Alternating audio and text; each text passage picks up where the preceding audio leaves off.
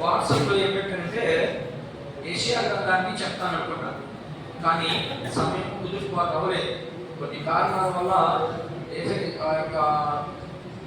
Asia గ్రంథాన్ని ధ్యానించలేకపోయాను. దాన్ని ధ్యానించాలంటే Asia గ్రంథం అంటే కనీసం ఒక అరపోటైనా దేవుని పాదాల దగ్గర కూర్చుంటే తప్ప ఏషియా గ్రంథాన్ని అర్థం చేసుకోవడం చాలా కష్టం. కాబట్టి అదే మాటల్ని మన ఎందుకంటే శ్రమల దినాల్లో ఉన్నాం. యేసుక్రీస్తు ప్రభువు ఈ కాలంలో శ్రమలు అనుభవించినట్లు మనకు బైబిల్ గ్రంథం చెప్తా ఉంది. ఈ కాలం అంటే మన యేసు ప్రభు ఉన్నటువంటి సమయాల్లో ఆయన ఈ సమయాల్లో బాగా శ్రమలు పడుతున్నాడని దేవుని వాక్యం సెలవిస్తూ ఉంది. అదే దాన్ని కంటిన్యూషన్ చేసుకుంటూ చాలా మంది 40 దినాలు ఉపవాసాలు ఉంటున్నారు, లెంట్ డేస్ పాటిస్తూ ఉన్నారు. ఇవన్నీ కూడా మంచిదే, అవి కూడా తప్పు కాదు. ఎందుకంటే దేవునితో కూడా ఉండడం అది చాలా మంచి పద్ధతి, మంచి పని కూడా. దేవుడు కూడా దాన్ని ఎక్కువగా ఇష్టపడతాడు. కానీ అది ఎలా చేయాలనో అలా చేయలేదు. మాట ఉన్నటువంటి వారు 40 దినాలు ఉపవాసం అని పేరు చెప్పుకొని, లేకపోతే లెంటడిస్ అని చెప్పుకొని దేవుడు ఇచ్చినటువంటి ప్రణాళిక ప్రకారం ఎవరు ఉండట్లేదు. దాన్ని మాత్రం నేను ఖండిస్తాను. దేవుడు ఒక ప్రణాళికతో, ఒక ప్రణాళికాబద్ధమైనటువంటి విషయాల్లో నేను భూమి మీద పంపిస్తే నువ్వు దానికి వ్యతిరేకంగా చేస్తే దేవుని దగ్గర నుంచి ప్రతిదండనతో పాటు మన కుటుంబం అంతా శాపానికి, దోషానికి, అపరాధులుగా రేపు దేవుని ఎదుట నిలవబడాల్సి వస్తుంది.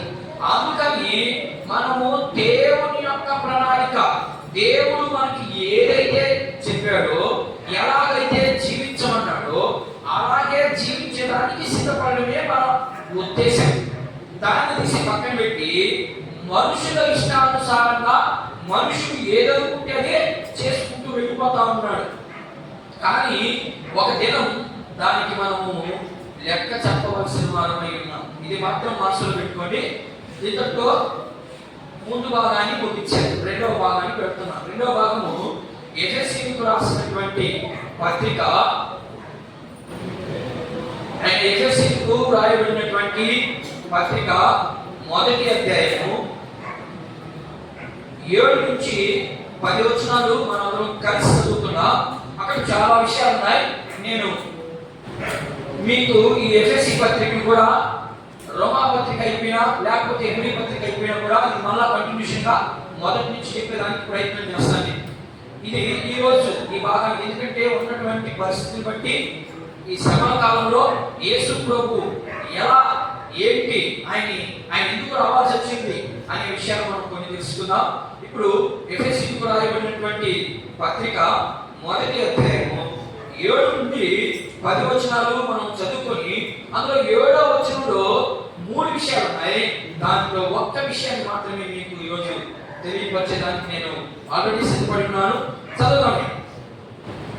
దేవుని కృపా మహదైశ్వర్యమును బట్టి ఆ ప్రీతియందు ఆయన రక్తము వలన మనకు విమోచన, అనగా విమోచన ఎక్కడి నుంచి విమోచన ఎక్కడు అనగా మన అపరాధములకు క్షమాపణ మనకు కలిగి ఉన్నది.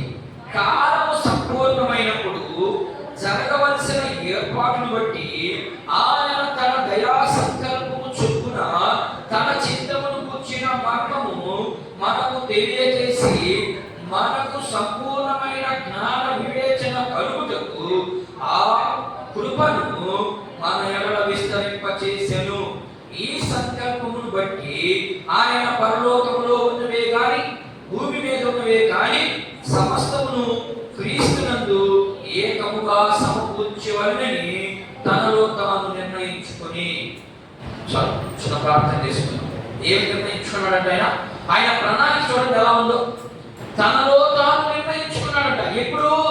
జగత్పునాది వేయబడక మునిపే, అంటే భూమిని ఆకాశాన్ని సృజించక మునిపే, పక్షులను, మనుషులను, ఈ భూమి మీద ప్రాకు జంతువులను, వీటన్నిటిని సృజించక మునిపే ఆయనకు ఒక ప్రణాళిక ఉంది.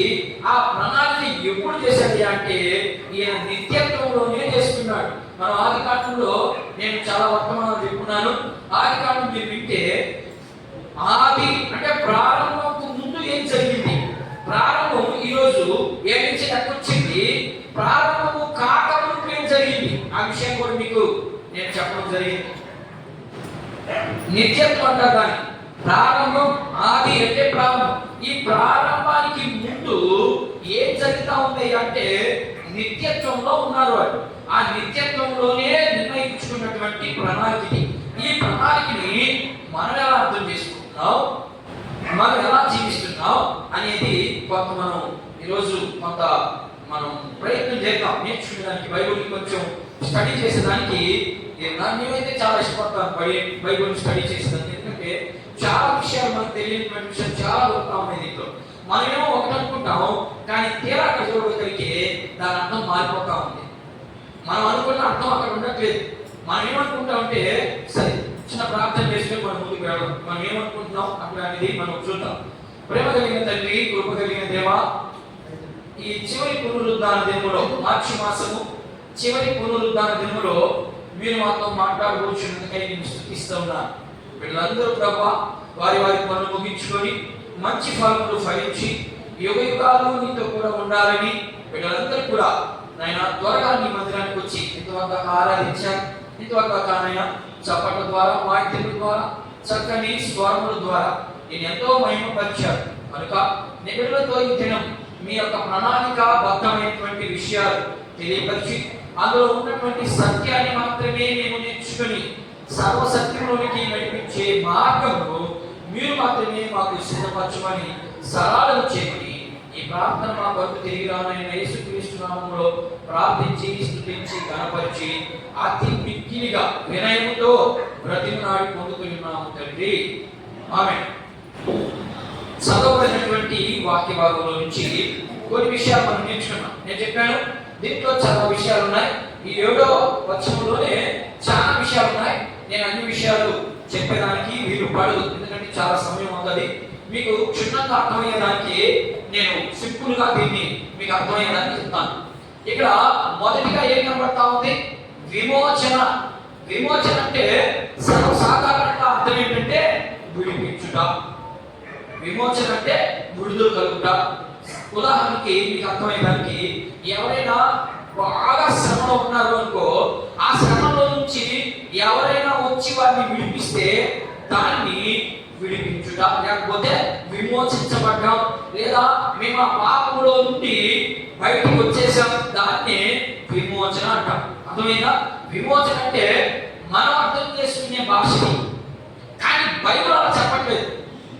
బైబిల్ ఏం చెప్తుందంటే, బైబిల్ గ్రీకు ఫస్ట్ లాటిన్ భాషలో నుంచి గ్రీకు భాషలోకి తర్జుమా చేసి, గ్రీకు భాషలో దీనికి విమోచించుట అనే దానికి ఒక 3 పేర్లు ఉన్నాయి అక్కడ. అర్థమైందా? 3 పేర్లు ఉన్నాయి. విమోచించుట అంటే గ్రీకు భాషలో దాన్ని ఎలా పలుకుతారు అనే పదాన్ని మీకు తెలియపరుస్తాను. ఇక్కడ ఫస్ట్ పదము గ్రీకులో నేను ఇక్కడ రాస్తున్నాను, మీరు చదవండి.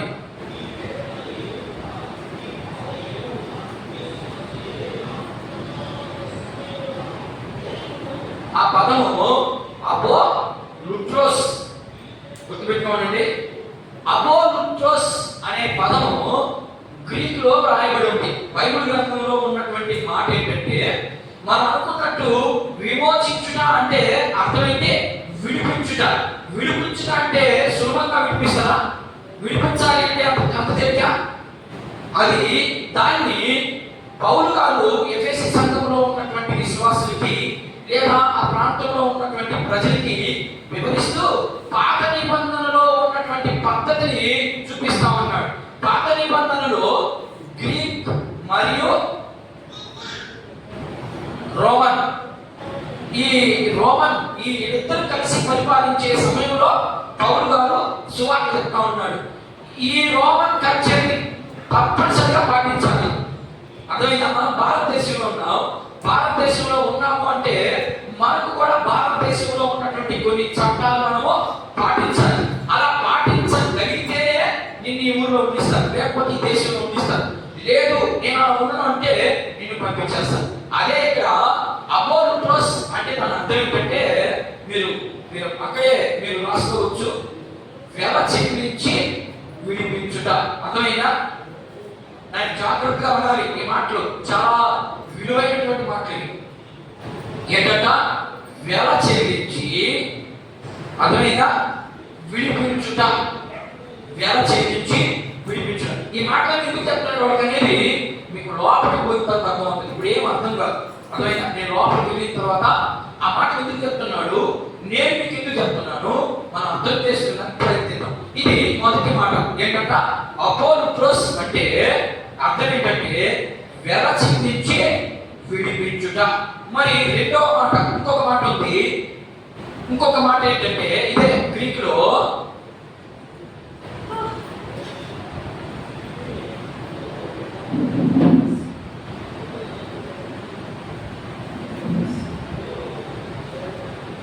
చదవండి మాట. ఎక్స్ అంతేనా? అంతే.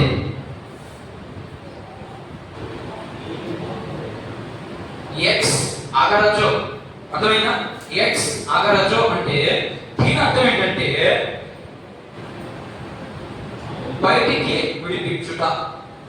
ఇందాకేం అర్థం వచ్చింది? వెల చెల్లించి విడిపించాలి. ఈ పదానికి అపోలోస్ అంటే వెల చెల్లించి బయటికి తీసుకురావాలి.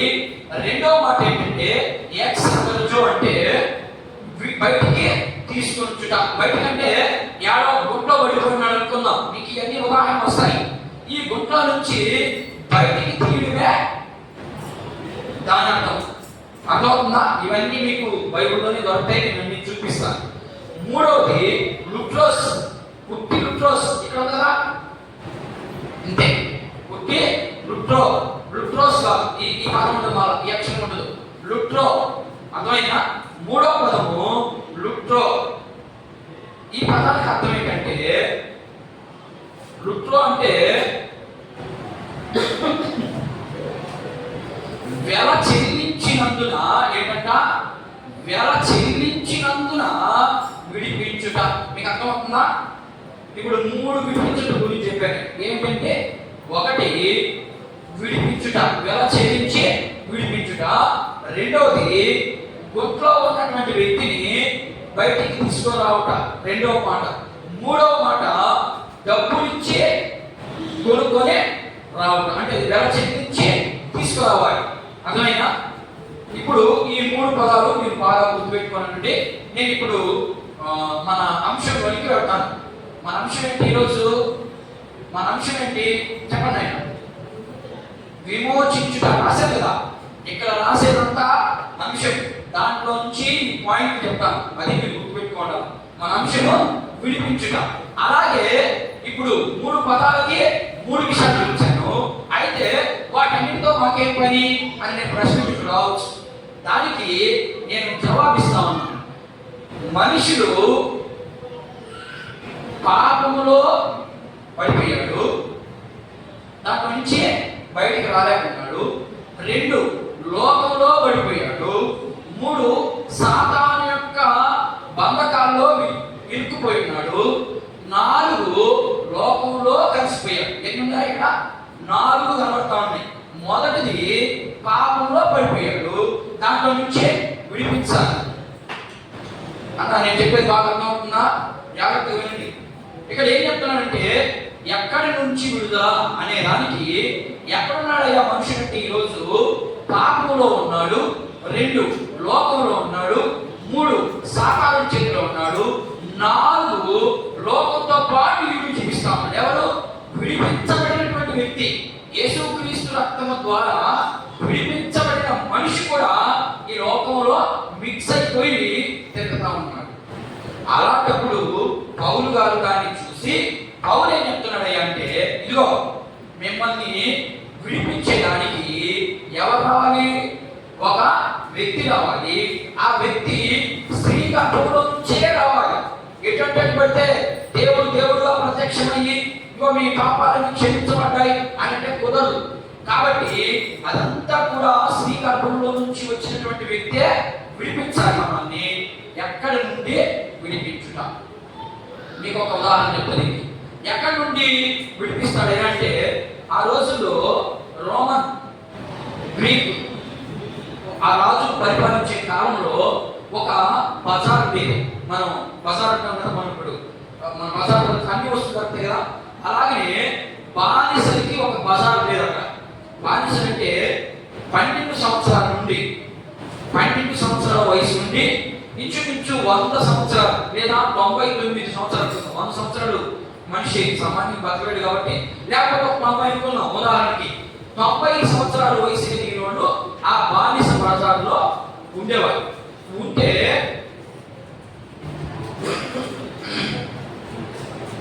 వారిని బయటకు తీసుకొచ్చి కొనుక్కొని బయటకు తీసుకొచ్చారు. నేను చెప్పేది అర్థమవుతుందా? బానిస బజార్లో 12 సంవత్సరాల వయసు నుండి ఇంచుమించు 97 ముసలివాళ్ళ వరకు ఆ బానిస బజార్లో ఉంటారు. ఆ బానిస బజార్లో ఎవడైతే ఆ బానిస బజార్ పెట్టుకుంటాడో వాళ్ళు, ఇప్పుడు ఉదాహరణకి నాకు ఇంటికాడ ఒక మనిషి పనిచేసేదానికి అవసరం. అలాంటప్పుడు నేను ఏం చేస్తానంటే, మనమైతే ఇప్పుడు ఒక పని మనిషిని తీసుకొచ్చి ఏదో పని చేయించుకుంటున్నాం. కానీ ఆ రోజులు అట్లా లేదు. నేరుగా బజార్కి వెళ్ళి ఆ బజార్లో ఎంత పని చేయగలడు, ఏ వయసు వాడు నా దగ్గర నిలబడగలడు, నేను చెప్పే పని చేయగలడు అని ఆలోచన చేసుకుని ఈ వ్యక్తి అక్కడికి వెళ్ళి ఆయనకి ఎవరైతే పనికొస్తాడో ఆ వ్యక్తిని కొనుక్కొని ఈ పని అంతా అయిపోయిన తర్వాత 1 సంవత్సరానికో లేకపోతే 2 సంవత్సరాలకో, మీకు అర్థమైందానికి ఒక బిల్డింగ్ కన్స్ట్రక్షన్ జరుగుతూ ఉంది. ఆ కన్స్ట్రక్షన్ అయిపోయేంత వరకు ఈ యొక్క ప్రాంతాన్ని కాసుకునే దానికి వస్తువులకి కాపలాదారుగా ఉన్నాడు కదా. ఆ బిల్డింగ్ కట్టేసిన తర్వాత ఇక ఆ వ్యక్తిగా మనకేమి పని లేదు కాబట్టి మరలా తీసుకుపోయి ఆ బానిస బజార్లోకి అమ్మేయచ్చు. నేను చెప్పేది అర్థమవుతుందా?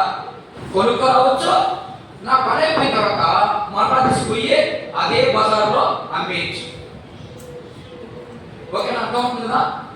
ఇప్పుడు మన యేసు ప్రభు ఏం చేస్తున్నాడంటే, మనం ఎలా ఉన్నాం? పాపంలో ఉన్నాం, లోకంలో ఉన్నాం, సాతాను చేతిలో ఉన్నాం. మనం ఈ మూడిట్లో ఉన్నాం. దీంట్లో నుంచి మరలా వెనక్కి పోకుండా, ఎంత మంచి దేవుడు మన దేవుడు, మరలా వెనక్కి పోకుండా తీసుకొచ్చి ఇక్కడే నిలబడిపోవాలి. ఇప్పుడు ఇవేం చేస్తాడు? ఇక్కడ బానిస బజార్లో కొనుక్కుంటున్నాడు. ఇక్కడ ఉన్నటువంటి వ్యక్తిని పని చేయించుకొని మళ్ళా పని అయిన తర్వాత మళ్ళా అదే బానిస బజార్లోకి అమ్మేస్తున్నాడు. ఈ అమ్మకుండా ఉండడానికి యేసు ప్రభువు శరీరధారిగా ఈ భూమి మీదకి వచ్చాడు. విడిపించాలి అంటే పాత నిబంధనలో కొంత దేవుడు ధర్మశాస్త్రంలో కొన్ని మాటలు ఇచ్చాడు. ధర్మశాస్త్రానికి ముందు కూడా చాలా మంది ఆదికాండము, నిర్గమకాండము నుండే ధర్మశాస్త్రం వచ్చింది. ఆదికాండంలో ధర్మశాస్త్రం లేదు అంటున్నారు. ఎందుకు లేదు? ధర్మశాస్త్రము నీ హృదయం, నేను చెప్పాను కదా, 7 చెప్తాను, మర్చిపోయాను దాన్ని. 7 యుగాలు ఉన్నాయి. ఈ 7 యుగాలలో ఒక యుగము ధర్మశాస్త్ర యుగం. అర్థమైందా? ధర్మశాస్త్రం ఎక్కడ ఉందంటే ఆదాము హృదయంలో పెట్టాడు. ఓకేనా? దాన్నే ఇప్పుడు చెప్పాడు ఆజ్ఞ. ఏమని? ఈ పండు తినకూడదు అంటే ఆజ్ఞ కదా, అది ధర్మశాస్త్రంలో ఉన్న మాటే కదా. దాన్ని లేదు అంటున్నాడు. కానీ నీకు ఆదికాండంలో ఖచ్చితంగా ఉంది. ఏంటంటే ఆయన చెప్పాడు మీరు తినకూడదు అని ఆజ్ఞించాడు. సరే, నేను అక్కడ వెళ్ళకుండా ఇప్పుడు ఏం చేస్తున్నాడు ప్రభు? సంపూర్ణంగా విడిపించాలి, మరలా వీళ్ళు వెనక్కి పోకూడదు. అలాగే ఉన్నాం మనం. సంపూర్ణంగా విడిపించబడ్డాం కానీ మనం మాత్రము సంపూర్ణంగా ఉండలేకపోయాం. ఆయన ప్రణాళిక ఏంటి? సంపూర్ణంగా ఉండాలి అనేది ఆయన ప్రణాళిక. మనం ఏం చేస్తున్నాం అంటే అలా బదలా దేవుని దగ్గరికి వస్తున్నాం, మరలా ఎంత స్పీడ్గా వచ్చామో అంత స్పీడ్గా మళ్ళా వెనక్కి వెళ్ళిపోతున్నాం. అలా పోవద్దు. అలా పోతే ఏం జరుగుతుందో కొన్ని విషయాలు. ఉదాహరణకి ఇలా విడిపించాలి అంటే ఖచ్చితంగా ఎవరైనా సమీప బంధువు అయి ఉండాలి. అర్థమైందా? నన్ను చెప్పేది అర్థమవుతుందా? ధర్మశాస్త్రంలో సమీప బంధువు అయి ఉండాలి. మనం విడిపించాలి అంటే మీకు సమీప బంధువు అంటే అర్థం చెప్పండి. మనకు దగ్గర మా చిన్నయ్య కొడుకో, లేకపోతే మా చిన్నమ్మ కొడుకో, లేకపోతే మా అన్న కొడుకో, ఎవరో ఒకరు నేనున్నటువంటి బానిస బ్రతుకుల్లో నుంచి నన్ను విడిపించాలి అంటే నాకు ఖచ్చితంగా వాడు ఏమై ఉండాలా? సమీప బంధువు అయి ఉండాలి. నేను చెప్పేది అర్థమవుతుంది కదా? సమీప బంధువు. ఇప్పుడు యేసు ప్రభు మనకు సమీప బంధువు అయ్యాడా? ఏమా చూడండి, యేసు ప్రభు మనకు సమీప బంధువు అయ్యాడా? ఇప్పుడు యేసు ప్రభువే కదా మనల్ని విడిపించడానికి వచ్చింది ఈ లోకంలోకి. ఆయన ఉన్నతమైనటువంటి స్థితి నుంచి ఈ భూమి మీదకి శరీరధారిగా భూమి మీదకి వచ్చి, ఎందుకు శరీరధారిగా రావాల్సి వచ్చింది అంటే ఖచ్చితంగా స్త్రీ గర్భంలో నుంచే రావాలని ఆదికాండం 3:15 ఉంది. ఒకసారి చూద్దాం. ఆదికాండం 3:15 చూడండి.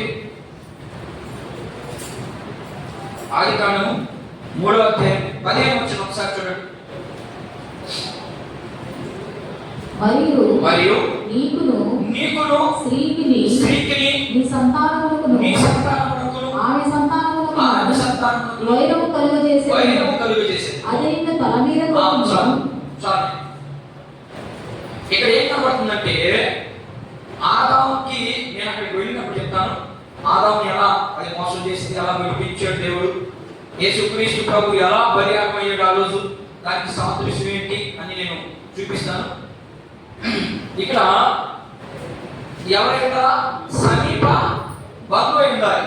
మీకు ఒక చిన్న ఉదాహరణ చెప్తా. ఆదికాండంలో యాకోబు అనే వ్యక్తి మీకు తెలుసా?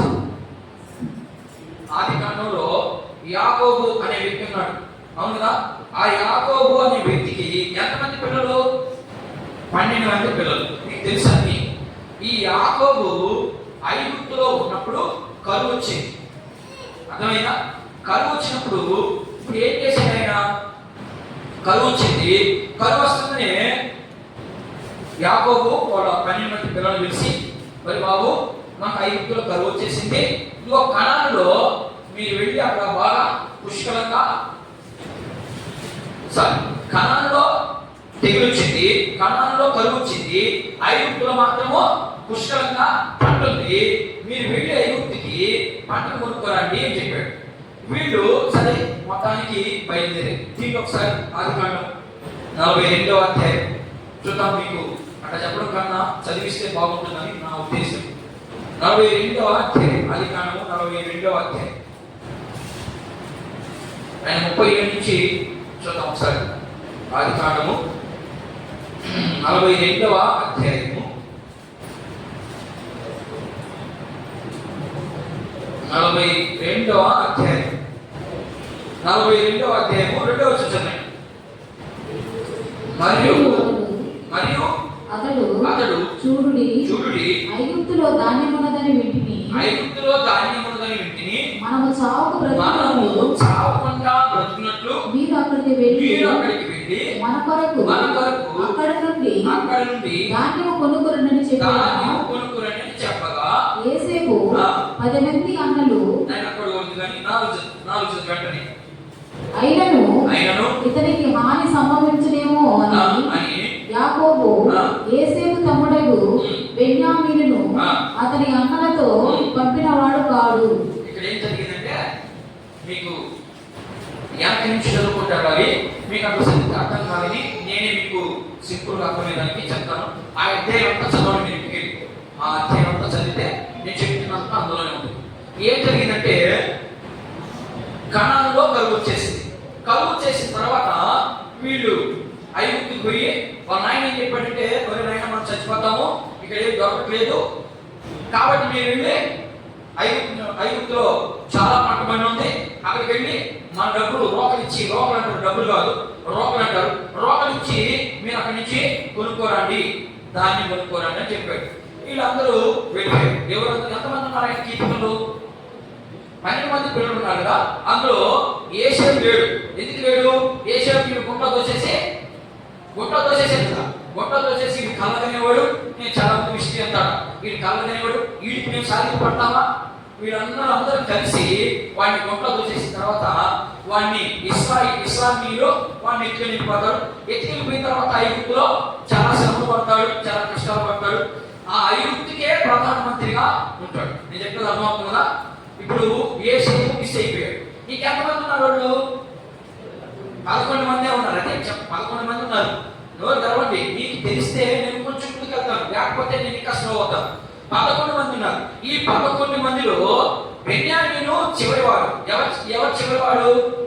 బెన్యామీను చివరివాడు. చివరివాడు అంటే యోసేపు తర్వాత పుట్టినటువంటి వ్యక్తి. అర్థమైందా? యోసేపు కంటే ముందు 10 మంది ఉన్నారు. యోసేపు తర్వాత చివరివాడు బెన్యామీను. ఈ బెన్యామీను మాత్రమే తండ్రి దగ్గర పెట్టి 10 మంది బయలుదేరారు. ఎక్కడికి బయలుదేరారు? ఐగుప్తుకి బయలుదేరారు. కనానీయులు ఉండేది. వాగ్దాన భూమిలో వీళ్ళు ఉన్నారు. వీళ్ళు కనానికి బయలుదేరారు. కనానికి బయలుదేరిన తర్వాత వెళ్ళారు. అక్కడికి పోయిన తర్వాత యోసేపు గుర్తుపట్టేశాడు. వాళ్ళ అన్నోళ్ళని గుర్తుపట్టేశాడు. ఈయనంతా మా అన్నోళ్ళేమో మొత్తానికి వచ్చారు వీళ్ళు అనుకున్నాడు. వచ్చిన తర్వాత వీళ్ళు పోయి అడిగారు, అయ్యా మాకు కనానులో కరువు వచ్చేసింది, కాబట్టి మీ దగ్గర పుష్కలంగా ధాన్యం దొరుకుతుందని మా నాన్న చెప్పాడు. కాబట్టి మీరు మా లోకం తీసుకొని మాకు కొంత ధాన్యాన్ని ఇవ్వండి, మేము వాటిని తిని మేము బ్రతుకుతాము అని చెప్పడం జరుగుతుంది. చెప్పినప్పుడు యోసేపు ఏమంటాడంటే, కనుక్కున్నాడు కదా, ఆల్రెడీ వీళ్ళు మా అన్నోళ్ళు అని కనుక్కున్నాడు. అయినా కూడా ఆయన ఒక రాజ్యానికి అధికారి. ఆయన ఏమంటాడంటే, లేదు మీరు కరువు కోసం వచ్చినట్టుగా కనపడేది, నాకు వేగు చూడడానికి వచ్చారు. వేగు గురించి తెలుసు కదా మీ అందరికీ తెలుసు. వేగు చూడడం అంటే ఏదైనా ఒక ప్రాంతాన్ని కొలగొట్టాలి అంటే ముందుకు చూసుకొస్తారు. ఏదానికి ఇశ్రాయేలుకు ఉన్నటువంటి నైజం అని వాళ్ళ అలవాటు. అది ఇశ్రాయేలీయులు ఐగుప్తు నుంచి పోయేటప్పుడు వాళ్ళు వేగు చూడందే ప్రయాణం కట్టరు. అవతలకి వేగు చూసి వాళ్ళని ఏ ప్రాంతంలో పెడితే ఎలా కొట్టగలం, ఆ యొక్క ఊరిని మేము ఎలా చేయించగలం అనేది ముందుగా ఒక 4 కానీ 5 కానీ వెళ్ళి చుట్టూ ప్రహారం చేసి ఇటు కొడితే ఒకవేళ వాళ్ళు ఎక్కువ మనం కానీ కొట్టు మనం చక్కేస్తారేమో, దానికి పారిపోయేదానికి కూడా మార్గాలు చూసుకొచ్చేవాళ్ళు వాళ్ళని వేగు చూసేవారు అని అంటారు. అర్థమవుతుందని చెప్పేది. వేగు చూడడానికి వచ్చారు మీరు, కాబట్టి అక్షరాలు కూడా నేను మిమ్మల్ని పంపాను అని చెప్పారు. అట్లా కొంత జరిగిన తర్వాత వీళ్ళు ఏమంటారంటే, ఉన్నట్టుండి నిజం వీళ్ళే గక్కేశారు. ఏం గక్కారు అంటే, అయ్యా లేదు, మేము ఐగుప్తులో కనానులో ఒక మంచి నమ్మకమైనటువంటి వ్యక్తి ప్రకారం మేము, అర్థమైందా, ఆ యొక్క తండ్రి పిల్లలు మేము, ఒకడు ఆల్రెడీ మా నాన్న దగ్గర ఉన్నాడు. ఎందుకంటే ఇదంతా బెన్యామీను చూడాలని యోసేపు ఆశపడ్డాడు. అప్పుడే ఇచ్చి పంపించేసేవాడు. అర్థమైందా? ఇప్పుడు చూడండి, మీకు బాగా అర్థమయ్యడానికి ఒక చిన్న ఉదాహరణ చెప్తాను. బెన్యామీను చూడడానికి ఎవరు ఇప్పుడు వాడిని నేర్చుకొని మాట్లాడుతూ ఉన్నాడు? యోసేపు అంటున్నాడు. మరి యేసుక్రీస్తు ప్రభువు యోసేపుతో పోల్చుకోవాలి. మనకు యేసు ప్రభువు మన పాపంలో ఉన్న శాపంలో ఉన్న అయ్యా అని అంటే మీరు వెంటనే మన ప్రార్థన వింటున్నాడంటే ఎంత ప్రేమమయుడు చూడండి ఒకసారి. ఆయనకున్న ప్రేమ ఎలాంటిది? ఐగుప్తులో ఇన్ని నానా తిప్పలు పెట్టి ఆ పొట్టో దోసేసి చొక్కా చెప్పేసి తినేసింది అని నాన్న చెప్పినటువంటి వారిని ఈయన ఎలా ట్రీట్ చేస్తున్నాడు చూడండి, ఎలా వాళ్ళతో మాట్లాడుతూ చూడండి. చూసి సరే మీరు చెప్పేది నిజమే అయితే నేనైతే నమ్మట్లేదు, కానీ మీరు ఒకడు ఉన్నాడు కదా మీ నాన్న దగ్గర, వాడిని తీసుకొని వచ్చి నేను పెట్టేసుకోండి, మీకు కావాల్సినంత నేను ఇస్తాను. ఏది మీకు కావాల్సినటువంటి సామాగ్రి అంతా నేను ఇస్తాను, మీరు అన్నింటినీ తీసుకోబోదు. అది తీసుకోబోయి ఇంకో ఉన్నాడు కదా, వాడిని తీసుకొస్తే అప్పుడు నేను నమ్మతా మీరు నీతిమంతులు పెడతాయని, లేకపోతే నేను వేలు చూసేవారని మీ అందరికీ కఠినమైన శిక్ష ఉంటుందని యోసేపు చెప్తాడు. యోసేపు చెప్పిన తర్వాత సరే నేను ఒప్పుకుంటాడు. ఇదంతా ఏం చెప్తున్నానంటే విడిపించడానికి ఎంత స్టోరీ ఉందో చూడండి. మనమేమో సింపుల్ వచ్చి ప్రభువా క్షమించిన ఆయన అనేస్తున్నాం. ఆ క్షమించు అంటే దానికి ఎంత పరిణామం అనుభవించాలో మీకు ముందుకు అర్థమవుతుంది. ఈ పత్రిక వచ్చినప్పుడు బాగా అర్థమవుతుంది. మీరు దేవుడిని సరిగా అర్థం చేసుకోవడం లేదమ్మా. దేవుణ్ణి అర్థం చేసుకున్నప్పుడు మాత్రమే దేవుడు మనకు అర్థమవుతాడు, లేకపోతే అర్థమే కాదు. సరే, ఇక్కడ ఏం జరిగింది? వీళ్ళు ఒక వ్యక్తిని పెట్టేశాడు. పొలం 9 మంది వాళ్ళ బస్తాలన్నీ కట్టేసుకున్నారు. వాళ్ళు ఆయన ఇచ్చాడు. ఎవరు? యేసయ్య ఇచ్చాడు. వాడికి ఏమేమి కావాలనో అంత సామగ్రి అంతా ఇచ్చాడు. ఇచ్చినది కూడా కాకుండా వాళ్ళు ఇచ్చినటువంటి లోకలన్నీ మళ్ళా అదే బస్తాలు వేసి అంతా మీకు తెలుసు కట్టేసి పంపించేసిన తర్వాత అక్కడికి పోయి కొంత దూరం పోయి గాడికు ఆహారం పెట్టాలని ఇప్పాడు.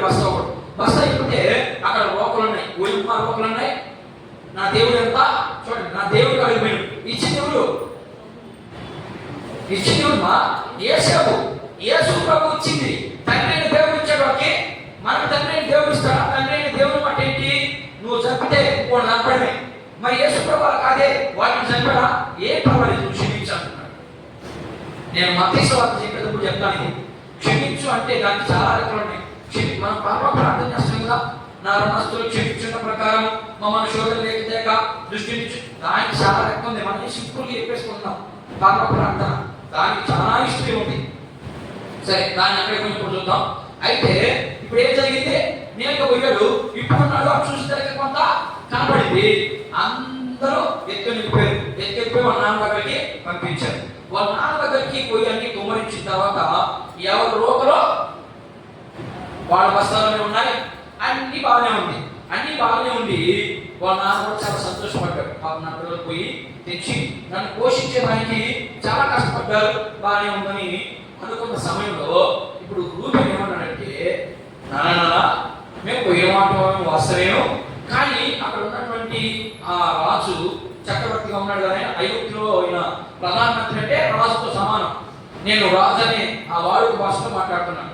ఆయన ప్రధానమంత్రి ఏం చెప్పాడంటే, మీరు వేరు చూసేవాళ్ళు, మీరు దొంగలు అని అడిగారు మమ్మల్ని.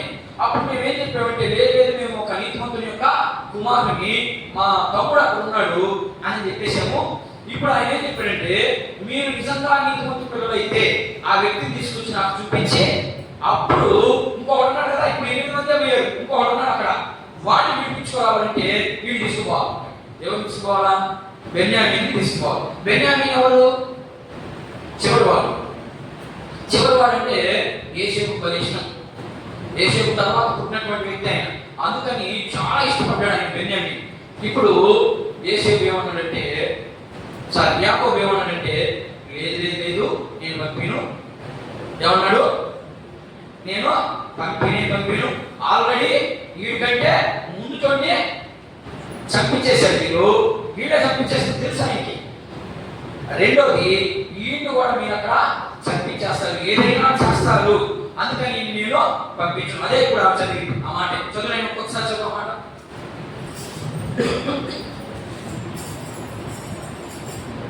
చదువు, రెండు వచ్చింది. మరియు అతడు చూడుడి, ఐగుప్తులో ధాన్యమున్నదని వింటిని, మనము చావక బ్రతుకున్నట్లు మీరు అక్కడికి వెళ్ళి మన కొరకు అక్కడ నుండి ధాన్యము కొనుక్కొనని చెప్పగా, యేసేపు 10 మంది అన్నలు ఐగుప్తులో ధాన్యం కొనబోయిరి. అయినను ఇతనికి హాని సంభవించునేమో అని యాకోబు యేసేపు తమ్ముడగు బెన్యామీనును అతని అన్నలతో పంపిన వాడు కాదు. ఏం చెప్పాడు? వీళ్ళు 10 మంది పోయారు కదా. ఇప్పుడు ఈయన ఏమన్నానంటే, లేదు నాన్న, మేము యేసేపు బెన్యామీను తీసుకోమంటే అక్కడ ఉన్నాడు రాడు, ఒకవేళ రాకపోగా మళ్ళా మనకి శిక్ష భయంకరంగా వస్తుంది. వాడే సామాన్యుడు కాదు, ఆ రాజ్యానికే అధిపతి ఆయన అని చెప్తే మన దేశం అంతా కూడా అంత అపస్పతి నా మాట అంటే, అప్పుడు ఈయన పంపిడు చాలా ఏడుస్తాడు. ఎవరు? యాకోబు. ఏడ్చినప్పుడు అప్పుడు రూబెన్ అంటాడు. రూబెన్ ఎన్నోవాడు? యాకోబుకి రూబెన్ ఎన్నోవాడు? మొదటివాడే రూబెన్. మీరు అది చదవాలి. చదవకుండా ఉంటే మీకు ఏం అర్థం కాదు. ఆది కాండం నుంచి ప్రారంభించండి, చదువుకుంటే వెళ్ళండి. చదువు వచ్చినోడు చదువు రావాల్సిన సంగతి పక్కన పడదు. రూబెను పెద్దవాడు. వీడేమంటాడంటే, లేదు నాన్న నేను కోట పడతాను అంటాడు. కోట అంటే అర్థం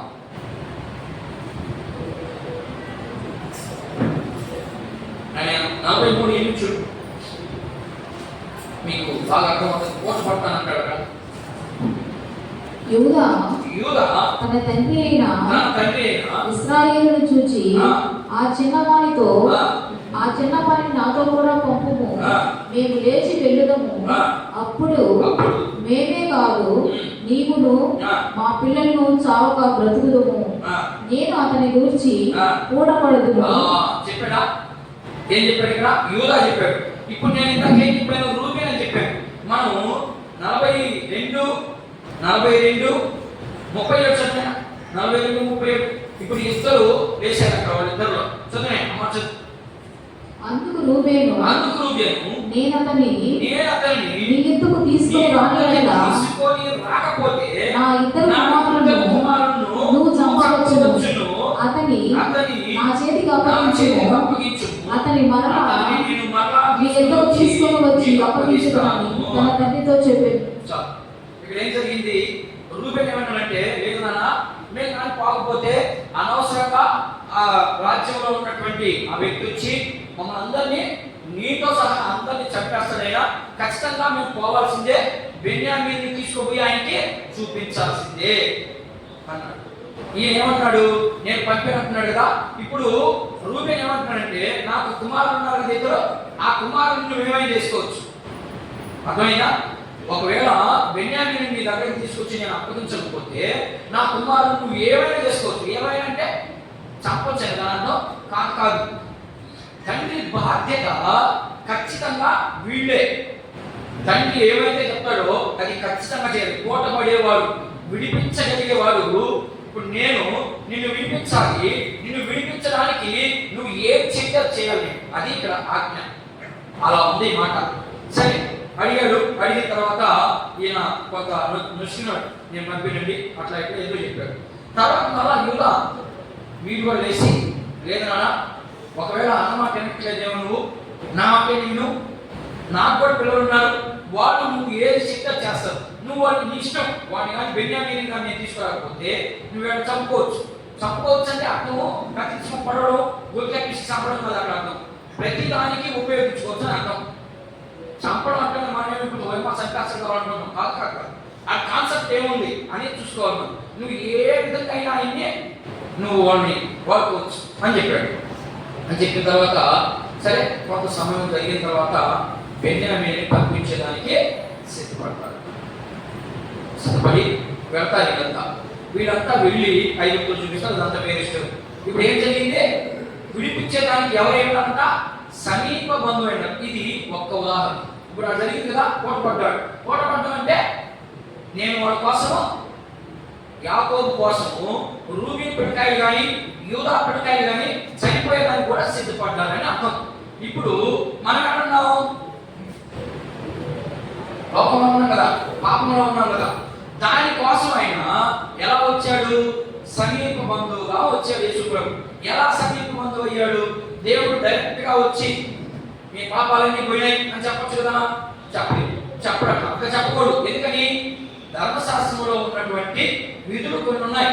ఆ విధులు ఖచ్చితంగా దేవుడే చెప్పాడు. వాటన్నిటిని నెరవేర్చబడిన వాడు మాత్రమే విడిపించగలడాన్ని, లేకపోతే విడిపించడానికి మీకు ఇంకొక ఉదాహరణ చెప్తా. ఆది కాండంలో అవాహనం తప్పు చేశారు. తప్పు చేసిన దాని వల్ల, పాపం చేసిన దాని వల్ల వచ్చేది, పాపం వల్ల వచ్చే జీతం మరణం. ఆ మరణం నుండి విడిపించాలి అంటే ఈ లోకంలో పాపము లేనటువంటి వ్యక్తి ఒక ఆయన కావాలి. అర్థమైందా? ఇప్పుడు ఆదామే పాపం చేసేసాడు. ఆదాము పాపం చేసిన తర్వాత ఏమైపోయాడు? దేవుడికి దూరం అయిపోయాడు. అదే దాన్నే ఎడబాటు, లేదా ఆయన ఏం చెప్పాడు అక్కడ? నువ్వు ఇది తిరుగుతున్నా నిశ్చయంగా చస్తావాడు. చచ్చిపోయాడా? దాని అర్థం అదే కాదు. దేవుడితో ఎడబాటు అయిపోయాడు. ఇక దేవుడితో కూడా ఉండేదానికి లేదు. ఈయన పరిశుద్ధుడు. ఈ వ్యక్తి ఎప్పుడైతే పాపం చేశాడో ఇక పరిశుద్ధత పోయింది, నీకు పరిశుద్ధ పోయింది. అర్థమవుతుందా? ఆ నెట్టి పారేసిన వ్యక్తిని మరలా ఈయన తిరిగి అదే సన్నిధిని చేర్చాలనేదే దేవుని యొక్క ఉద్దేశం. ఓకేనా? ఆ ఉద్దేశానికి ఆదాము పాపం నష్టమే చంపేయాలి కదా. ఆదాముని చంపలేదు. చంపకుండా ఏం చేసిందంటే ఒకసారి చదువు చోట ఆత్మ ఒకసారి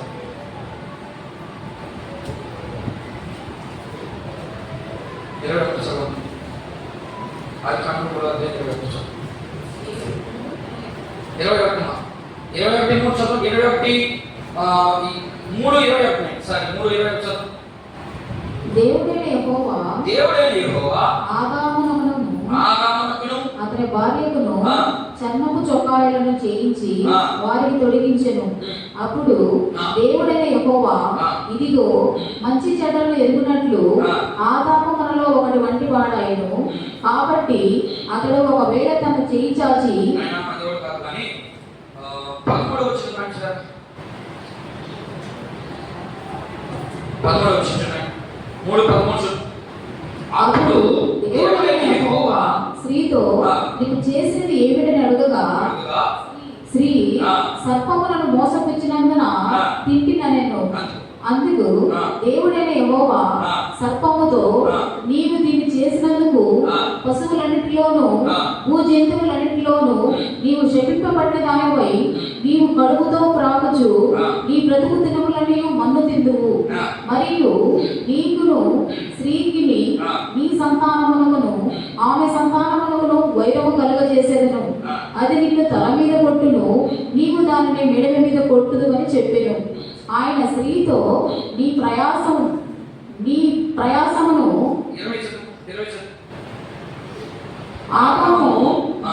ఆదాము భార్యకు హవ్వ అని పేరు పెట్టెను. ఏలైనగా ఆమె జీవము గల ప్రతివానిని తల్లి. దేవుడైన యెహోవా ఆదామునకును అతని భార్యకును చర్మం చొక్కాయను చేయించి వారికి తొడిగించెను. చర్మపు చొక్కాయని చేయించాడు అని. చర్మపు చొక్కాల ప్రేమ ఉన్నాయా? ఏం చేశాడు దేవుడు? ఆదాము పాపం చేశాడు.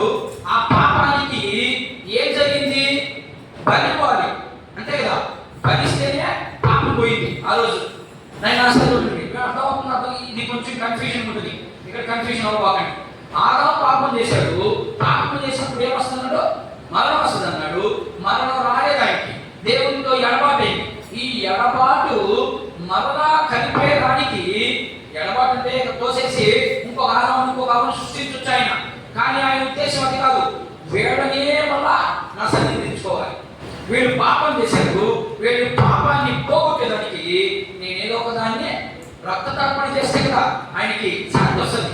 పాపం చేసిన వెంటనే దేవుని ఒకట మనిషి మీదకి రావాలి. ఆ మనిషి మీదకి రాకుండా ఉండాలి అంటే ఏదో ఒక రక్తాన్ని ఆయనకి అర్పించాలి. అర్పించినప్పుడు ఆయన పాపం అక్కడ ఆగుతుంది. అదంతా పాత నిబంధనలో ఉన్నటువంటి పద్ధతి. అదే విధంగా దేవుడు ఇప్పుడు ఒక ఆవునో లేకపోతే ఏదో దాన్ని కోసి లేదా చంపి ఆ చర్మపు సొక్కాలని ఇచ్చి పంపించాడు. దీన్ని ఏమంటారు? మన భాషలో, బైబిల్ భాషలో, కొత్త నిబంధనలో రక్షణ. అదే రక్షణ చేస్తుంది. లేకపోతే చేసిన పాపాన్ని చచ్చిపోవాలి. చచ్చిపోకుండా ఏం చేసేప్పుడు ఆయన ప్రేమను చూపించి పశువుని బలియాగం చేసి ఆదాముకి ఏమి ఇచ్చాడు? విమోచించాడు. అంటే ఆ పాపం నుండి విడిపించడానికి ఒక పశువుని బలిగా అర్పించాడని నా అర్థం. ఇది మొదటి భాగం. దీనికి సమీప బంధువు అయి ఉండాలి అని చెప్పాను కదా. నేను చెప్పేది అర్థమవుతుందా? కొంచెం తేడా లేదు కదా. సమీప బంధువు అయి ఉండాలి. ఇప్పుడేమో ఆదాంకి సమీప బంధువు అయ్యాడు. ఆదాంకి యేసు ప్రభు అయ్యాడు కదా. ఎబ్రీ పత్రిక 11వ అధ్యాయం మనం చదివితే ఆ ఉంటుంది ఇదంతా. 13వ అధ్యాయం చదవండి, 11వ అధ్యాయం చదవండి, అక్కడ ఉంటుంది. వీళ్ళు దూరాన్ని నుంచి చూశారు యేసు ప్రభుని. ఆదాములో చూశారు. ఇప్పుడు ఆదాము బ్రతికాడు అంటే అర్థం ఏంటంటే అక్కడ చంపబడినటువంటి ఆ పశువు యేసు ప్రభువే. అర్థమవుతున్నాయా? యేసు ప్రభు యొక్క గుణాన్ని కనుక్కోవాలంటే బైబిల్ని బాగా అధ్యయనం చేయాలి. లేకపోతే మనకేం అర్థం కాదు. అర్థమైనా? ఇప్పుడు అలా చనిపోయింది ఎవరైనా అంటే యేసు ప్రభువే. ఇది మొదటిది. రెండవది సమీప బంధువు అయి ఉండాలి విడిపించడానికి. ఎవరైనా తప్పు చేసేటంటే ఆ తప్పు నుండి విడిపించడానికి సమీప బంధువు అంటారు. ఈ సమీప బంధువు చాలా నష్టపోవాలి. ఆ నష్టపోయింటూ ఒక 2 ఉదాహరణలు చూపిస్తాను. పాత నిబంధనలో ఉన్నటువంటి మాటలకి కొన్ని చూపిస్తాను. లేవియాకాండము దీని తోటతో దీని లేవియాకాండము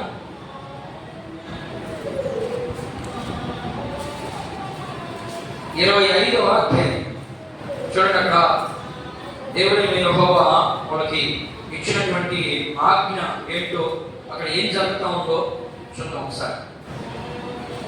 లేవియా కాండము 25వ అధ్యాయం 47 చూడు.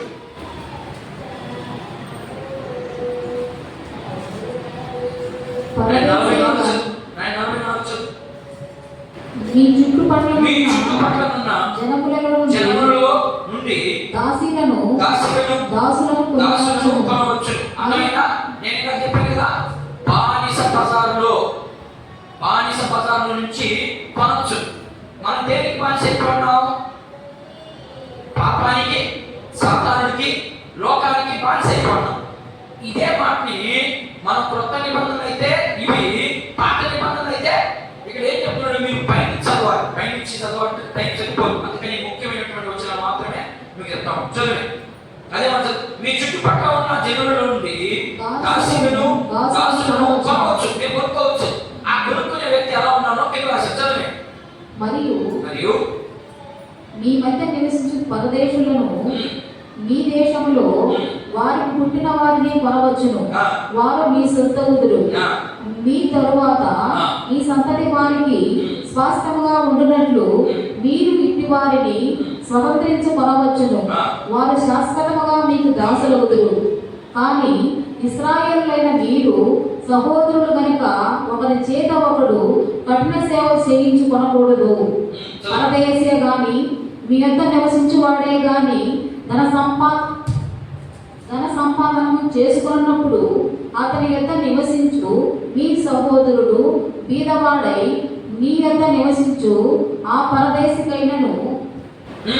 పరదేశి కుటుంబములో వేరొకరికైనను అతని అమ్ముకున్న ఎడల తన్ను అమ్ముకున్న తరువాత వారికి విడుదల కావచ్చును.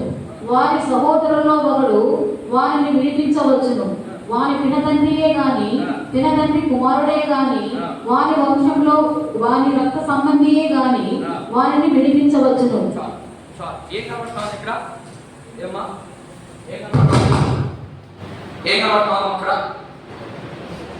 వాని పినతండ్రియే గాని వారికి సమీప బంధువు అయి ఉండాలి. విడిపించాలి అంటే ఖచ్చితంగా సమీప బంధువు అయి ఉండాలి. అదే మాట ఇక్కడ మనం అంతా చదువుతున్నాం. ఇదంతా ధర్మశాస్త్రంలో దేవుడు వారికి ఇచ్చినటువంటి నియమ నిబంధన. ఇప్పుడు ఉదాహరణకి మీకు అర్థమయ్యడానికి ఒక ఉదాహరణ చెప్తాను. ఇప్పుడు నేనుంటే నన్ను ఎవరో ఒక వ్యక్తి కొట్టి చంపేశాడు. నా వ్యవసాయ చూడాలి. మీ తర్వాత ఇంటికి చదువుకుంటే ఇదంతా అక్కడే ఉంటుంది.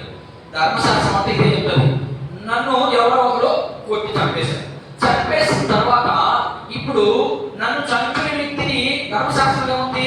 కంటికి కన్ను పంటికి పన్ను. అంటే అవతల వాడు నిన్ను ఏమైతే చేశాడో నీ రక్త సంబంధికుల్లో ఎవరైనా పోయి ఆయన్ని అదే పని చేయొచ్చు. అది తప్పు కాదు. కానీ కొత్త నిబంధన ప్రకారం చేయకూడదు. అది యేసు ప్రభుకి ధర్మశాస్త్రానికి వ్యత్యాసం ఏంటంటే ఈ వ్యత్యాసం. ఇప్పుడు నన్ను కొట్టి చంపేశాడు. కొట్టి చంపేస్తామని ఇప్పుడు నాకు పిల్లలు లేదు. ఎవరు లేరు? పిల్లలు ఉంటే పిల్లలు పోయి మొక్క పెడతారంటే అవతల వ్యక్తి ఇప్పుడు ఈ కొట్టినాను కొట్టి చంపేసి ఇప్పుడు ఈయన చంపాలి కష్టంగా. ఈయన చంపాలంటే నా కొడుకు పోవాలి. ఒకవేళ నా కొడుకు లేడు అంటే నా కూతురు పోవాలి. ఒకవేళ నా కూతురు లేదు అంటే మా చిన్నాయన రావాలి. అది ఎక్కడ సిద్ధాంతం? అదే చెప్తా ఉన్నాడు. మీ రక్త సంబంధికి ఎవరైనా కావచ్చు, వాళ్ళు ఎవరైనా సరే. ఇప్పుడు మా చిన్నాయన కూడా లేడు. ఆయనకి సంబంధించినటువంటి పిల్లల్లో ఎవరైనా రావచ్చు. ఆ రక్త సంబంధికులు వాళ్ళ ముత్తాతలైనా సరే వచ్చి ఏ కార్యక్రమం సంపాలి. అది ఇక్కడ సిద్ధాంతం. అర్థమైందా? ఇప్పుడు అలాగే యేసు ప్రభు మనల్ని విడిపించేదానికి ఎలా వచ్చాడు? సమీప బంధువుగానే వచ్చాడు. వచ్చాడా? తల్లి గర్భంలో నుంచి వచ్చాడు. తల్లి గర్భంలో నుంచి వచ్చి మరలా మనం పాపంలోనికి పోకుండా ఉండునంత రక్తం దాచాడు నీకోసం.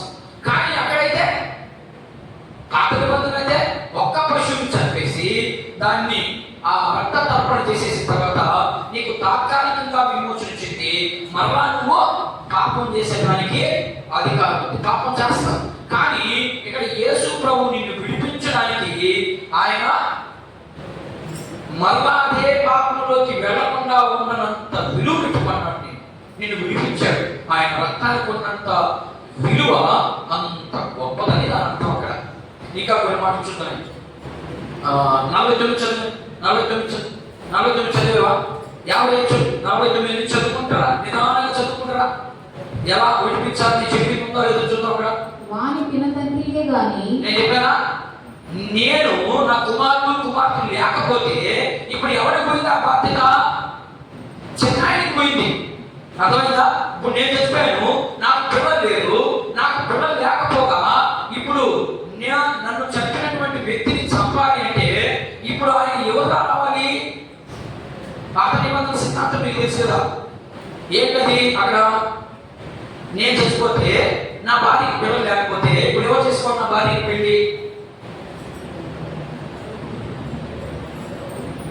ఏమ్మా?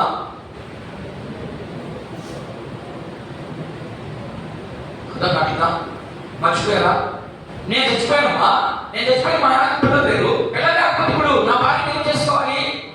రక్త సంబంధికే కదా, అదే కదా చెప్తుంది ఇక్కడ, రక్త సంబంధికే చేసుకోవాలి. రక్త సంబంధి అంటే మా ఆయన కొడుకుండాలి, అర్థమైందా? మా తప్పు చేసుకోవాలి. అదే వదిలి కదా, వాళ్ళు లేదు మనకే ఈ సిద్ధాంతం, వాళ్ళ సిద్ధాంతం లేదు, దేవుడు వాళ్ళకి ఇవ్వలేదు అట్లా. మా తప్పులు చేసుకోవాలి, మా తప్పులు చేసుకొని పిల్లల్ని కనాలి. ఆ పిల్లలు మా తమ్ముడు పిల్లలు అవరు, ఆయన కండిషన్ ఉంటుంది. ఇప్పుడు వాడిద్దరు కలిసి పుట్టిన పెట్టు, వాడిద్దరికే కదా పిల్లలు అవ్వాలా. కానీ దేవుడి ధర్మశాస్త్రంలో మా తమ్ముడికి పిల్లలు అవరు, వాడు నాకు మా ఆవిడకి మాత్రమే పిల్లలు అవుతారు. దేవుడి ప్రణాళిక ఎలా ఉంటుందంటే ఆయన ఉద్దేశాలు అందుకని ఆయన అంటాడు, మీ తలంపుల వంటివి కావు నా తలంపులు, నా వేరే. మీరు ఆలోచన చేసిన ఒకటే, నేను ఆలోచన చేసిన ఒకటి. అర్థమైందా? ఇప్పుడు ఆ చెన్నై రావాలండి, మా చెన్నై వచ్చి ఆమెను పెళ్లి చేసుకోవాలి. ఆమెను పెళ్లి చేసుకొని అప్పుడు రావాలి యుద్ధానికి. ఎవరి మీదకి? ఈవిడి మీదకి. లేకపోతే పోయేదానికి లేదు. ఏ కాడికి నా కుటుంబంలో ఒకటిగా రావాలి ఆయన. నా కుటుంబంలో ఒకటిగా రాకపోతే ఆమె మీద యుద్ధానికి పోయేదానికి లేదు. ఒకవేళ అదే రీతిగా ఆయన వచ్చినప్పుడు ఈమె పోయి ఆశ్రయపురాలని కొన్ని కొట్టు కట్టాడు కదా మోషే. ఒకవేళ నన్ను చంపేసింది, భయపడిపోయింది, ఆ ఆశ్రయపురంలోకి వెళ్తే మళ్ళా మా చెన్నై పోయి చంపేదానికి లేదు, నా పిల్లలు పోయి చంపేదానికి లేదు. దానికి యాజకులు ఉంటారు, యాజకులు శిక్షేస్తారు దానికి. చూడండి అంత తప్పించారు. దాన్నే రక్షణ అంటాం మనం. మనం తప్పు చేస్తున్నాం, దేవుని దగ్గర నుంచి పాపం ఎట్లా వస్తుంది? భయంకరంగా వస్తుంది మన మీదకి. ఆ భయంకరంగా వచ్చినప్పుడు మనం ఎక్కడున్నాం? ఇప్పుడు ఆశ్రయపురంలో కడుతున్నాం. ఎవరు ఆశ్రయపురము? ప్రభు యేసుక్రీస్తు. యేసుక్రీస్తు దగ్గరకు వస్తే నీకు ఇక శాపం రాదు, దోషం రాదు, ఒకటి రాదు, ఏం రాదు. చూడండి ఎంత మంచి దేవుడు అండి. యేసు ప్రభువుని మనం అర్థం చేసుకున్నావా? అర్థం చేసుకోలేకపోతున్నాం. ఎంతసేపటికి లోకంలోనే ఉంటున్నాం, లోక ఆశతోనే జీవితం. లేదు, మనకు ఒక జీవితం ఉంది. ఆ జీవితాన్ని ఇచ్చినటువంటి వ్యక్తికి ఆ మాట నెరవేర్చాలంటే మనం కొన్ని పోగొట్టుకోవాలి. ఇప్పుడు ఉదాహరణకి పోగొట్టుకోవాలని చెప్పాను కదా. ఇప్పుడు ఆల్రెడీ మా చెన్నైకి భార్య ఉంది, అర్థమైందా? మా చెన్నైకి భార్య ఒప్పుకుందా? మా ఎవరు చేసుకునేదానికి ఒప్పదు కదా. ఒకవేళ ఒప్పుకుంది అంటే ఆయన చేసిన సంపాదన ఎవరికి ముందు ఇక్కడికి పెట్టాలి. అది నా సిద్ధాంతం. అక్కడ ఉన్నటువంటి సిద్ధాంతం ఏంటంటే తెచ్చినటువంటి దానికి ఏమైంది అవతల వ్యక్తికి? ఇప్పుడు మా చెన్నైకి ఏమొచ్చింది? నష్టమే కదా. ఇప్పుడు సంపాదించే రూపాయి వాళ్ళ ఇంట్లోనే ఖర్చు కావట్లేదు, ఇప్పుడు మళ్ళా ఇది ఒక భారం. అందుకని ఎవరు పడితే వాళ్ళు విడిపించలేదు, విమోచన జరగని. ఇప్పుడు నేను బాధలో ఉంటే నన్ను విడిపించడానికి ఎవరు రావాలి? నా రక్త సంబంధికులు రావాలి. రావట్లేదు కారణం ఏంటంటే నేను ఎక్కడ నష్టపడతాను? నేను నీ కోసం వచ్చి నిన్ను విడిపించాలంటే నీ కోసం కొంత ఖర్చు పెట్టాలి. నేను నా సమయాన్నో లేకపోతే నా డబ్బునో ధనాన్నో ఏదో విడిపించాలి, ఏదో వదులుకొని రావాలి, అంతేగా. ప్రభువు మన కోసం ఏం వదులుకొని వచ్చాడు? నిన్ను నన్ను విడిపించడానికి మన ప్రభువు ఇన్ని వదులుకొని వచ్చాడు. ఉన్నతమైనటువంటి ఆ సింహాసనం దగ్గర తండ్రి ఎదుట సమానులుగా కూర్చునే ఆ స్థితిని కోల్పోయి నీ పాపముల నిమిత్తము మన పాపముల నిమిత్తము ఆయన శరీరధారిగా ఈ భూమి మీదకి వచ్చాడు. ఈ భూమి మీదకి వచ్చి నిన్ను విలువ పెట్టి కొన్నాడు ఆయన. ఎట్ట కొన్నాడు? ఒక రక్త సంబంధిగా వచ్చాడు. ఆ రక్త సంబంధిగా వచ్చి ధర్మశాస్త్రంలో దేవుడు చెప్పిన ప్రతి మాటను నెరవేర్చాడు. నెరవేర్చడమే నీ కోసం విలువ పెట్టడం. డబ్బులు పెట్టుకున్నావు అంటే నీకేం డబ్బులు ఇచ్చుకున్నాడు నిన్ను? డబ్బులు అంటే అక్కడ ధర్మశాస్త్రము, డబ్బులు. ఆ ధర్మశాస్త్రం అంతంటే నెరవేర్చాడు, శ్రమపడ్డాడు, కష్టపడ్డాడు. కాబట్టి ఈరోజు నీవు నేను విమోచించబడ్డాం. ఎక్కడి నుంచి? లోకంలో నుంచి, పాపంలో నుంచి. నీకు ఒక్క ముగించడానికి ప్రయత్నం చేస్తాను. ఇంకొక మాట చూడొచ్చు, సంఖ్యాకాండం 5వ అధ్యాయం చూడండి ఒకసారి.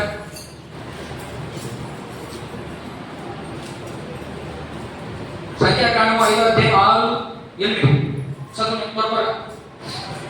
పురుషుడు గాని స్త్రీ గాని యెహోవా మీద తిరగబడి మనుషులు చేయి పాపములలో దేనినైనను చేసి అపరాధులైనప్పుడు తాము చేసిన పాపములు ఒప్పుకొనవలెను. మరియు వారు తమ అపరాధముల వలన నష్టమును సరిగా ఎంచుకొని దానిలో 5వ వంతు దానితో కలిసి ఎవరికి విరోధముగా ఆ అపరాధం చేసిరో వారికి ఇచ్చుకొనవలెను. ఎవరైతే అపరాధం చేస్తున్నారో, నేను చేసిన అపరాధము నా నిమిత్తము 5వ వంతు తెచ్చివ్వాలి. నా కోసం ఆయన కుటుంబాన్ని దాచుకుని ఆయనకి దేవుడు కనబడుతుంటే మళ్ళా నాకు తెచ్చేయాలి. దీని అంతటిని నష్టపరుచుకునే ఉద్దేశము ఆ వ్యక్తికి ఉండాలి. ఆ వ్యక్తికి లేదు అంటే నేను విమోచించలేదు. మరి యేసు ప్రభు ఉన్న ఆ ఉద్దేశం ఉంది కాబట్టి, ఆయనకు ఒక ప్రణాళిక ఉంది కాబట్టి, ఆయన నీకు నాకు ప్రాణం పెట్టడానికి విడిది చూడండి. ఎంత మంచి దేవుడు అండి మన దేవుడు. ఇలాంటి దేవుడిని మనం ఏం చేస్తాం? ఆయన మాట లెక్క పెడతామా? ఆయన చెప్పింది ఒకటి, మనం చేసేది ఒకటి. ఎంత దౌర్భాగ్యం చూడండి. ఒకసారి ఆలోచించి, మన దేవుడికి అనుకూలంగా ఉన్నావా, మన జీవితం అలా ఉందా లేదా అనేది మనం పరిశీలన చేసుకుంటూ వెళ్ళాలి. చూద్దాం. ఇంకా చూడండి, ఇంకా ఎనిమిదో చూద్దాం. 8 చదివేవా? 8 చదువు. 35వ అధ్యాయం మీరు అంతా చదువుకోవాలి. 35వ అధ్యాయం ఒక మాట చదివి ముందుగా. 35 ఏంటమ్మా? సంఖ్యాకాండంలో 35వ అధ్యాయం లేదా? 35:19 నేను చదువుతూ చూడండి. హత్య విషయంలో ప్రత్యక్ష చేయవాడు తానే నరహత్యకు చెప్పవలెను. ఏంటంటే హత్య చేసినప్పుడు ఉద్యోగం చంపింది, ఆయన చంపేదానికి ప్రతి హత్య అంటున్నారు. సంఖ్యాకాండంలో 35వ అధ్యాయం 19వ వచనం కూడా అలాగే కనబడుతుంది. ఇప్పుడు ఇంతటితో మీకు తొలి భాగం అయిపోయింది. అయినా దేని నుండి విమోచన గురించి మాట్లాడుకోసం విమోచనకి చాలా ఉదాహరణలు చూపించారు. మొదటగా ఐగుప్తులో ఉన్నటువంటి వారిని విడిపించేదానికి ఎవడో ఒకడు పోటపడాలంటే అవతల వ్యక్తి నష్టపోవాలి. నష్టపోకపోతే ఒకరిని విడిపించేది. ఇది మొదటి విషయం. రెండో విషయంలో ఉదాహరణగా తండ్రి అయిన దేవుడు ఆదాము చేసిన పాపం నిమిత్తము వేరొక దాన్ని బలిగా అర్పించాడు. ఇది రెండో విషయం. మూడో విషయము, మన కోసం యేసు ప్రభు సమీప బంధువుగా వచ్చాడు. ఎలా వచ్చాడు అంటే ఆయన స్త్రీ గర్భంలో నుంచే వచ్చి మనం విడిపించడానికి వచ్చాడు. ఎలా వచ్చాడు? హెబ్రీయులకు రాసినటువంటి పత్రిక చూద్దాం. 2:11-16 చదవండి. ఇంకా 10 నిమిషాలు. హెబ్రీయులకు రాయబడినటువంటి పత్రిక 2వ అధ్యాయం 11-16 వచ్చింది.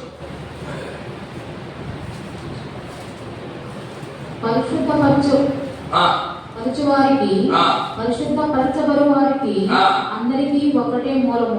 ఏంటిది? ఈ హేతు చేతను వారిని సహోదరులని పిలుచుటకు ఆయన సిగ్గుపడక నీ నామమును నా సహోదరులకు ప్రచురపరచును. యేసు ప్రభు గురించి మాట్లాడుతా ఆయన ఏం చెప్తున్నాడంటే, ఇప్పుడు చదువు ఒకసారి ఆలోచన ఒకసారి. సమాజము మధ్య నీ కీర్తిని గానము చేతుము అనెను. మరియు పరిశుద్ధపరచబడు వారికి అందరికీ ఒకటే మూలము. ఈ కారణం చేత వారిని సహోదరుని పిలుచుటకు ఆయన సిగ్గుపడలేదు. ఎవరు సిగ్గుపడదంట? నువ్వు పాపంతో ఉన్నావు. మన ఉదాహరణకి పాపంలో బాగా తాగుబోతు వచ్చిన ఒక వ్యక్తిని అనుకో, వాడిని స్నేహం చేసి వాడిని ప్రేమించి వాడి అన్నం పెట్టి కొడుకొని నీళ్ళు ఏంటి అసలు చేయమని. కానీ ఇక్కడ అదే చెప్తున్నాడు ఆయన పరిశుద్ధపరిచేవారికి పరిశుద్ధపరచబడు వారికి ఇద్దరికి నేను ఎంత మాత్రం నేను సిగ్గుపడను. ఆ వ్యక్తిని పిలిచేదానికి లేదా ఆ వ్యక్తిని నేను ఆశీర్వించడానికి సిగ్గుపడి అంటున్నాడు. మరి నువ్వు నేను ఎవరైనా తొందరపడి ఒక మాట అంటే నువ్వు ఏమవుతాయి కదా, ఈ వీధాన్ని వస్తుంది, ఆ ఆధారం అవుతుంది. మరి మనకుందా? దేవునికే లేదని మనకి ఎందుకని వాడి తనుకోవడం వదిలిపోయేవాడిని అంతే. వాడి జీవితం ఇదిగా తీసి పక్కన పెట్టుకొని అక్కడిని పడకుండా ఉండకూడదు. మనం ప్రార్థన చేస్తాం కదా, మా రుణస్తులు క్షమించిన ప్రకారం మమ్మల్ని కూడా క్షమించి శోధన అవుతుందని ప్రార్థన చేస్తున్నావు. నువ్వు మరి నీకు ఎందుకు రావట్లేదు క్షమాపణ? నువ్వు ఎందుకు క్షమించలేకపోతున్నావు? చాలా మంది దానికి ఇది లింకు. ఆ లింకులన్నీ మనం ఎప్పుడైతే అర్థం చేసుకుంటామో అప్పుడే మనకి ప్రభు అర్థం అవుతాడు, లేకపోతే మనకు అర్థం కాదు. సరే, ఇంకొక మాట చూసి నేను ముగించడానికి ప్రయత్నం చేస్తాను. రూతు గ్రంథంలో అమ్మ రూతు తల్లి పేరు రూతు, అత్తగారి పేరు చదవాలండి. నేను చెప్పేస్తాను తొందరగా. 4వ అధ్యాయంలో ఉంటుంది ఇదంతా, నేను చెప్పినంతా దాన్ని చదవండి. అదేముంటుందంటే రూతు అత్త నయోమి వాడి పిల్లలు భార్య వాడు కరువు వచ్చింది, వెళ్ళిపోయారు.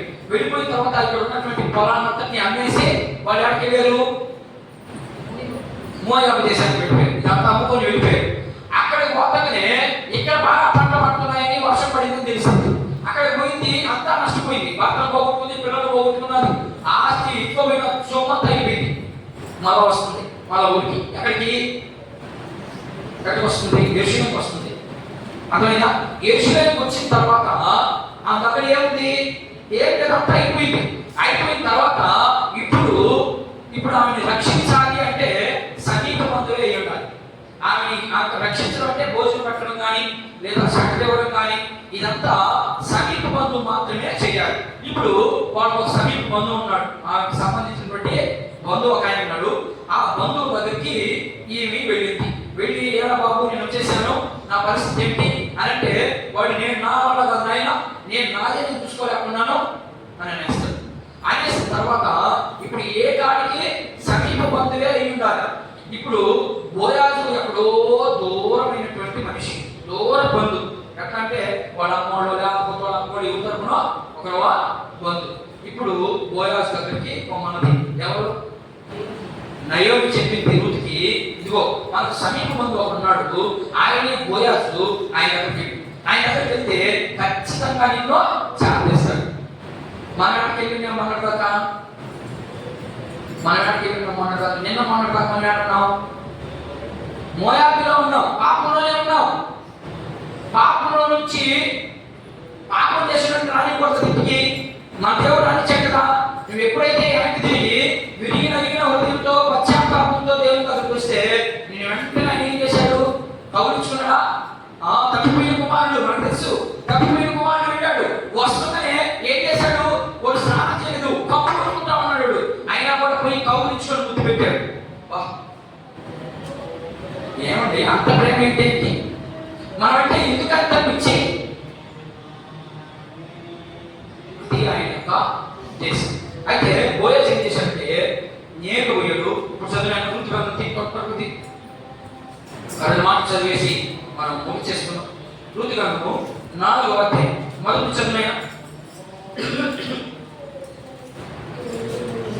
చదివాను. అతను మోయాబు నుండి తిరిగి వచ్చి నయోమి మన సహోదరుడైన ఎలిమెలెకు కలిగిన భూభాగము అమ్మివేసి ఉన్నది కనుక నీవు చెవులారా వింటివి. నేను ఒక సంగతి తెలియజేయనని ఉన్నాను. ఈ పుర నివాసుల ఎదుట నా జనుల పెద్దల ఎదుట ఆ భూమిని సంపాదించుకును. ఏమనగా దాన్ని విడిపించుటకు నీవు ఒప్పుకొని ఎడల విడిపింపు. దానిని విడిపింపగల ఎడల అది స్పష్టంగా నాతో చెప్పును. బోయాజు పోయాడు. ఎవరి దగ్గరికి పోయాడు? రూతు నయోమి యొక్క బంధువు దగ్గరికి వెళ్ళాడు. బంధువు దగ్గరికి వెళ్ళి ఏమయ్యా, ఇదిగో నయోమి పాపం ఇబ్బంది పడిపోయింది, వచ్చిన వల్ల ఆమెని నువ్వు రక్షిస్తావా లేదా? స్పష్టంగా చెప్పు, నాకు క్లారిటీగా చెప్పు అన్నాడు. ధర్మశాస్త్రం ఏం చెప్తా ఉంది? సరేనని చెప్పేసి అనుకున్నా ఒప్పుకోదా? ధర్మశాస్త్రం ఏం చెప్తుంది? 2-3 సాక్షులు ఉండాలి. ఏదైనా ఒకటి జరిగింది అంటే దానికి 2 కానీ 3 కానీ సాక్షి ఉంటే తప్ప దాన్ని యాక్సెప్ట్ చేయదు. అందుకని అప్పుడు అడుగుతున్నాడు, ఏమయ్యా నువ్వు చేయగలవా చేయలేవా అన్నప్పుడు ఆయన ఏం చెప్తున్నాడు చూడు. చదువు నాకు వచ్చి కొరదు స్పష్టంగా నాతో చెప్పు, నీవు కాక దాన్ని విడిపించవలసిన బంధువుడు ఎవడు లేడు. నీ తరువాత వాడిని నేనే అని బంధువులతో చెప్పాను. అందుకతడు నేను విడిపించను. బోయాజు నీవు నయోమి చేతి నుండి ఆ పొలమును సంపాదించు దినమున చనిపోయిన వాని పేరట అతని స్వాస్థ్యమును స్థిరపరచబడినట్లు చనిపోయిన వారి భార్య అయిన రూతు అను మోయాబురాలి ఎద్ద నుండి దాన్ని సంపాదించవలనని చెప్పగా, నువ్వు నయోమి భూమిని సంపాదించి ఎవరికి వాళ్ళ సంతానానికి అంటే ఎవరికి రూతుకి ఇచ్చాడు కాబట్టి నువ్వు బాగా ఆలోచన చేసుకొని చేయాలి. ఇప్పుడు ఏమన్నాడు? ఆలోచన చేశాడు, నా వల్ల కాదు, ఇప్పుడు నేను చేయలేను. చదువు ఇంకా చదువు. ఆ బంధువుడు నేను దానిని విడిపించుకొనలేదు, నా స్వాస్థ్యమును పోగొట్టుకొందునేమో, నేను దాన్ని విడిపించలేను గనుక నీవే నాకు ప్రతిగా బంధువుని ధర్మము జరిగించుమని చెప్పాను. ఏం చెప్పాడంటే, నేను దాన్ని చేయలేను కాబట్టి నువ్వే జరిగించువాడిని విడిపించు అన్నాడు. అప్పుడు ఇప్పుడు ఈయన బోయాజు వచ్చాడు. బోయాజు వచ్చి చూడండి, బాప్తిసం ఇచ్చి యోహాను ఒక మాట అంటాడు. ఏమంటాడంటే 3వ అధ్యాయం మత్తయి సువార్త 3వ అధ్యాయం, ఆయన చెప్పులు వారు విప్పుడుతో నేను వార్తలను కాదు. చెప్పు వారిప్పులేమా వేసుకోండి, చెప్పులు వస్తాను, నేను 5 నిమిషాలు విప్పేస్తాను. మరి ఇక్కడ ఇంకా మార్చదు, నేను మార్చదు. 7 వచ్చింది చదువుకుంటా. విప్పడం అంటే అంత తేలిక, విమోచించడం అంటే ఇశ్రాయేలులో బంధు ధర్మము గురించి గాని క్రయ విక్రయముల గురించి గాని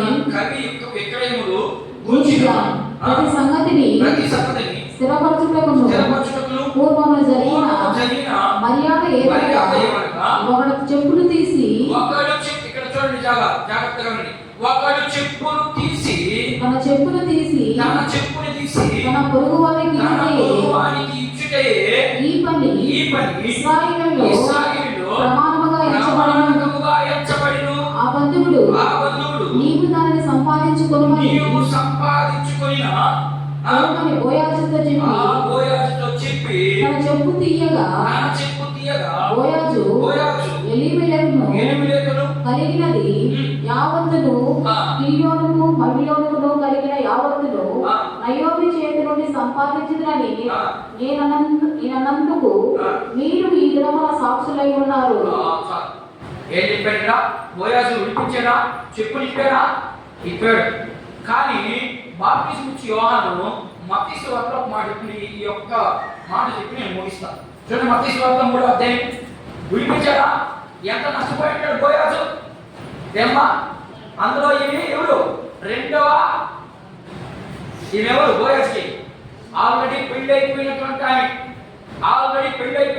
ఆమె ఒక యవనస్తుడు చేసుకునే దానికి ఇష్టపడతాడా? ఇష్టపడడు. అలాగే ఆల్రెడీ నేను చెడిపోయినటువంటి స్థితిలో ఉన్నావు. నేను చెడిపోయి లోకంలో తిరుగుతా ఉన్నావు. మనల్ని ప్రేమించి మనల్ని పెళ్లి చేసుకునే దానికి యేసు ప్రభు వచ్చి ఆయన మరణించి మనల్ని డబ్బులిచ్చి లంచమిచ్చి నన్ను కొంటే మనకు అసలు భయం అనేది తెలియకపోతుంది. ఎంత నష్టపోయింటాడు ఆయన? అంత నష్టపోతే మనకు అసలు ఆయన మీద ఉద్దేశాలే లేవు. చదువు 3వ అధ్యాయం 11 బాప్తిసం ఇచ్చి యోహాను మారు మనసు నిమిత్తము నేను నీళ్ళలో ఏంటంటే మారు మనసు నిమిత్తము నేను మీకు నీళ్ళలో బాప్తిసం ఇచ్చుచున్నాను. అయితే నా వెనుక వస్తాడు, నాకంటే శక్తివంతుడు, నాకంటే బలవంతుడు, ఆయన చెప్పుల మోయుడుగాను నేను పాత్రుడను కాను. అంటే దాని అర్థం ఏంటంటే మీ అందరి నిమిత్తము ఆయన చచ్చిపోబోతున్నాడు. ఎందుకంటే ధర్మశాస్త్రంలో ఉంది కదా, సమీప బంధువులే విడిపించాలంటే ఆ వేసుకున్న చెప్పులు తీయాలి అంటే చాలా ఖర్చు అవుతుంది, చాలా నష్టపోవాలి. ఉదాహరణకి అప్పు కట్టట్లేదు. ఈ రోజు ఒరే 100 రూపాయలు బాకీ ఉన్న నౌకలేదంటే మా చిన్న ఇంకో పక్కకి వెళ్తున్నాడు, మా చిన్న ఇంకో పక్క వెళ్తుంది. మరి ఆ రోజు ఎంత నష్టపోయాడు ఆయన? నీకోసం నా కోసం ఎంత నష్టపోయాడు చూడండి.